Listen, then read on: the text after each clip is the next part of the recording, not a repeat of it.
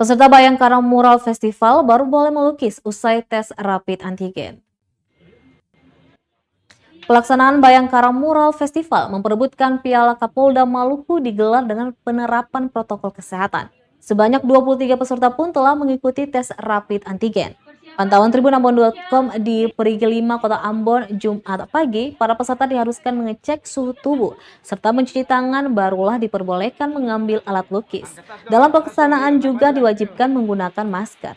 Kabid Humas Polda Maluku Kombes Pol Rum Ohoirat mengungkapkan rapid antigen wajib dilakukan karena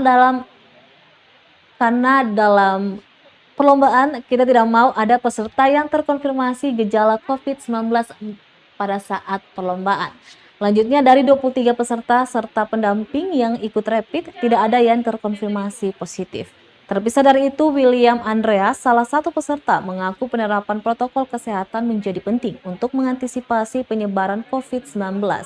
Diketahui sebanyak 23 peserta bakal menunjukkan keahlian mereka dalam ajang Bayangkara Mural Festival 2021 30 Oktober 2021 besok.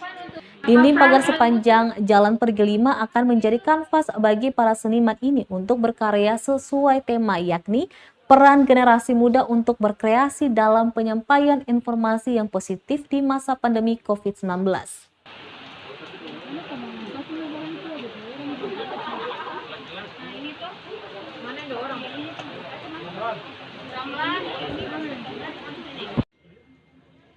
Rio Lucy.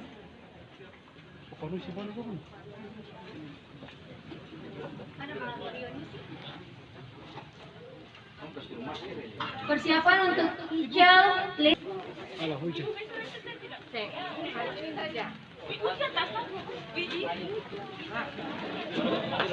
Angkat tas dulu, iya, balik lagi.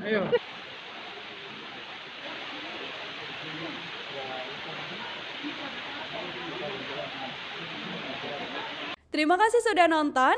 Jangan lupa like, subscribe, dan share ya.